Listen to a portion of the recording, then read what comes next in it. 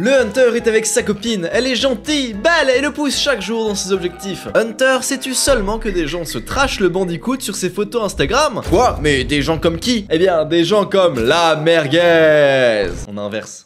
Voilà. La merguez n'a pas de copine, il a sa main droite. Quand il a des pulsions, il ouvre Instagram, va sur les photos de filles qu'il connaît et... Quoi? Un 10e round? J'avais vu là il y a pas longtemps un streamer américain ultra connu qui avait montré sur son PC qu'il regardait des deepfakes. Alors je sais pas si vous savez deepfake, c'est-à-dire que on prend un film porno et on met le visage d'une meuf sur la meuf du porno avec de l'intelligence artificielle. Et le mec regardait ça alors qu'il était pote avec la meuf. Alors évidemment bah tout le monde était choqué. Pourquoi j'ai un flingue?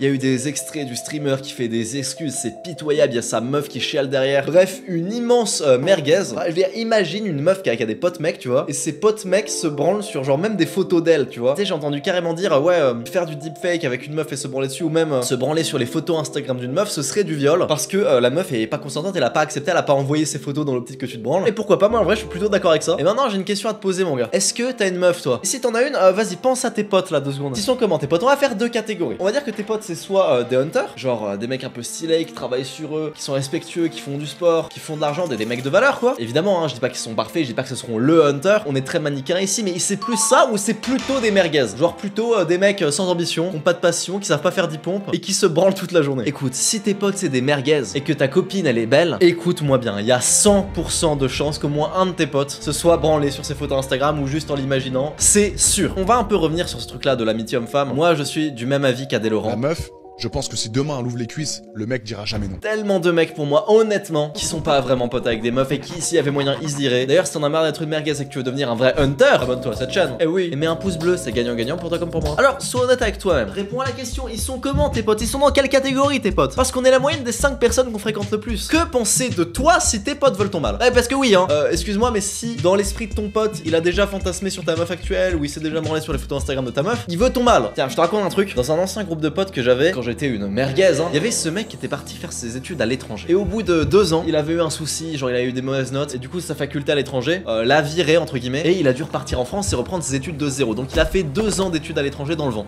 Et moi, j'étais pas méga proche de ce mec là, donc je l'ai pas appris, c'est pas lui qui me l'a dit. C'était un autre du groupe de potes que j'ai retrouvé à la fac et qui vient me voir et qui me dit tu sais que ce mec là, il a été viré par ce fac, du coup il a fait 2 ans dans le vent. Et il me dit ça en souriant, je te jure que c'est vrai, il me dit ça en souriant. Et moi à ce moment là, j'avais commencé cette chaîne YouTube, donc j'étais déjà dans ce truc là de oui, s'entourer de bonnes personnes, dev perso, méditation, mes couilles. Et donc je trouve ça choquant. Et je lui dis au gars, en face de moi, je lui fais mais pourquoi tu souris? Arrête de sourire. Arrête de sourire. Je te jure, on aurait dit que ça le rendait heureux que son pote échoue. En fait, ce mec là, c'était un gars qui avait pas forcément beaucoup de succès dans sa vie, on va dire. Ce qui fait qu'il était un peu sauvé, c'est qu'il avait des parents qui étaient plutôt à l'aise financièrement, mais de lui, il avait jamais rien bâti de lui-même, tu vois. Et du coup, malheureusement, beaucoup dans ce groupe de potes se moquaient de lui. Même au sein de ce groupe, c'était considéré comme genre une merguez, tu vois, c'était lui. Et honnêtement, je vous le dis, c'était pas un mauvais gars comme personne du groupe en fait, mais c'était juste que c'était un environnement de merde où tout le monde était un peu toxique avec tout le monde aimait se moquer par complexe de supériorité, c'est clairement ça. Alors, je sais pas trop ce qui devient aujourd'hui, hein.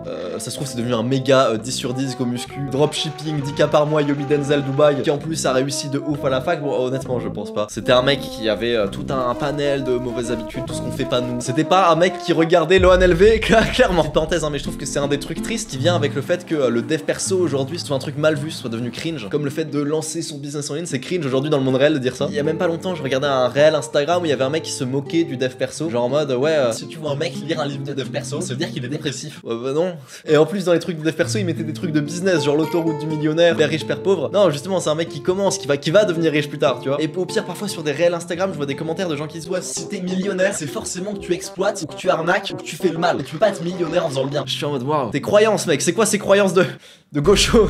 C'est évidemment pas vrai, mais vous savez quoi, tant mieux que les gens pensent ça parce que ça fait moins de concurrence pour nous, hein. En plus c'est pas comme si c'était des mecs stylés qui disaient ça, putain c'est des mecs qui se branlent sur les photos de meufs qu'ils connaissent. Maintenant, ferme les yeux. Et imagine tes potes du lycée mais genre à 25 ans. C'est ton groupe un peu de merguez qui jouaient aux jeux vidéo, qui sortaient, qui buvaient, qui fumaient, mais maintenant c'est des adultes. Peut-être qu'ils ont un job mais qu'en même temps ils sont encore un peu en coloc, ils sont sur leur canapé vraiment miteux, genre tu sais avec des miettes de pizza dessus, ils jouent à la PlayStation, il y a des bières qui traînent partout, au pourcentage de masse graisseuse, pas ultra sportif. Voilà, imaginez bien, maintenant imagine-toi au milieu de ce canapé. T'es là avec eux 5 ans plus tard, t'as rien accompli d'incroyable dans ta vie, t'as un salaire classique donc pas fou, un physique classique donc pas fou, une vie classique donc pas folle. Ok, ouvre les yeux. Ça, la vision que tu viens d'avoir, c'est 90% des gens à 25 ans. Peut-être que tu regardes cette vidéo et que t'es abonné à cette chaîne, ce sera potentiellement ton cas. À moins que tu fasses le choix de vraiment travailler beaucoup pour radicalement changer ta vie en, disons, un an c'était vraiment chaud, 4 ans c'était vraiment du mal. Moi par exemple, cette chaîne là elle a bientôt 200 000 abonnés en un an, ce qui est fou. Mais l'année dernière quand j'ai commencé cette chaîne, c'était le monk mode, c'était zéro soirée, zéro alcool, rien du tout. C'est juste je sortais pour aller à la fac vite fait quand je séchais pas, j'allais à la salle et je faisais des vidéos pendant un an, globalement c'est ça ma vie. Oui, c'était une grosse période de solitude que j'ai mal vécu, hein, bien sûr c'est chiant la solitude. Et donc voilà, j'étais dans mon appart à Nancy, je sortais pour aller à la salle et un jour j'ai recroisé dehors une meuf de mon ancien groupe de potes. Des meufs pardon. Et ces meufs là étaient dans le pire état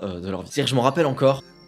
Dégueulasse, cheveux moches, clope à la bouche, des vêtements genre de fac de lettres. Et j'ai rigolé quand je l'ai vu. Et je l'ai rigolé devant elle en plus, ça se fait pas trop. Mais je rigolais pour 3 raisons. Un, c'est parce que je sortais de mon ancien appart et à ce moment-là, dans mon ancien appart, il y avait un gars que j'aimais bien, qui était chez moi et qui, comme moi, n'était plus pote avec ce groupe. Mais eux le pensaient encore pote avec, mais sauf que dans sa tête, non, il était plus pote avec. Et en fait, ces gens l'avaient invité à une soirée auquel il avait dit non, je peux pas, je suis pas dispo, j'ai un empêchement, je suis ailleurs, voilà. Et en fait, non, le truc prévu, c'est qu'il était chez moi et qu'il voulait pas le dire. Deuxièmement, j'ai rigolé évidemment parce que dégueulasse. C'était vraiment des merguez et que moi j'étais déjà dans mes vidéos Hunter, merguez, tout ça et je vois ça, je vois la merguez en vrai. Et troisièmement, en vrai, j'ai surtout rigolé de moi. Pourquoi j'ai rigolé de moi? Parce que dans ma tête, je m'étais dit ouais, le monk mode pour leur montrer que je suis meilleur, plus fort, plus riche, plus tout et tout. À cette époque, je devais peut-être avoir 50 000 abonnés, un plutôt bon physique, on va dire sec, tu vois. Dès le moment où j'ai eu envie de me lancer dans ce truc-là de dev perso, de business en ligne, de muscu et tout, j'étais déjà meilleur qu'eux parce que c'est des mecs qui faisaient même pas cet effort. Donc je me disais en mode mais c'est quoi ta concurrence, mec? Pourquoi tu veux faire concurrence à eux? J'avais vu un repost d'un tweet de Tristan Tate. Ouais, l'homme moyen aujourd'hui ne sait pas faire 10 pompes, n'a pas de passion, n'a pas de projet, ne sait pas parler à une meuf, ses potes ils se moquent de lui dans son dos. C'est ça ta concurrence, mec. Ta concu, c'est des mecs qui se branlent sur des photos de filles qu'ils connaissent par manque de confiance, par peur de flirter, ou juste même pas de flirter mais de s'améliorer pour lui plaire. Reste pas pote avec. Et au final je te dis oui, reste pas pote avec et t'as pas envie parce que t'as pas envie de te retrouver seul et je t'ai dit qu'il y avait de la solitude dans le monk mode, mais en vrai c'est pas vrai, elle est partie la solitude très vite parce que je me suis amélioré. En devenant une meilleure personne, tu rencontres plein de gens et plein de gens de fous. Des gens bons à la boxe, des gens bons en muscu, bons à YouTube, bons en business, genre IRL, vraiment je connais des mecs IRL que j'ai rencontrés qui étaient genre millionnaires à 20 ans avec un business en ligne. Autour de toi, ces gens existent, tu vois. Tout est sans intérêt, tout ce que t'as envie d'améliorer, il y a des gens pour ça. Et ça, tu t'en rends compte que quand tu t'améliores toi-même. Et oui, ça fait peur de partir en monk mode, de quitter ses amis, tout ça, mais automatiquement tu t'en refais et des meilleurs. Juste évidemment, faut pas être un autiste dev perso, comme je sais qu'il y en a beaucoup là qui regardent cette chaîne. Faut pas être en mode oui, solo et tout, je parle à personne, même à la salle, je parle à personne. Non, ouvre-toi, parle à des gens, fais les camps d'entraînement de motivation où tu rencontreras que des mecs qui ont des business en ligne et qui font du sport. J'ai envie de dire que le dev perso, ça ne compte que si t'es pas solo, que s'il y a des gens autour de toi. Parce que imagine, t'es là, tu t'améliores, mais t'as pas envie de retourner en ville, je sais pas, par peur de recroiser des vieilles connaissances. Alors même que t'es devenu ce mec riche, connu, beau gosse, tout ce que tu veux. Non, tu vas pouvoir être là, avec ta meuf magnifique, avec tes potes de ouf, sortir ensemble, en ville, en s'en battant les couilles, parler, même avoir un sorte de, tu sais, de groupe privé sur un réseau social où vous discutez, vous envoyez des mèmes de temps en temps pour rigoler. Sur mon serveur Discord, donc de dev perso, il y a trop d'autistes qui sont trop sérieux, qui sont en mode oui, t'as envoyé un mème,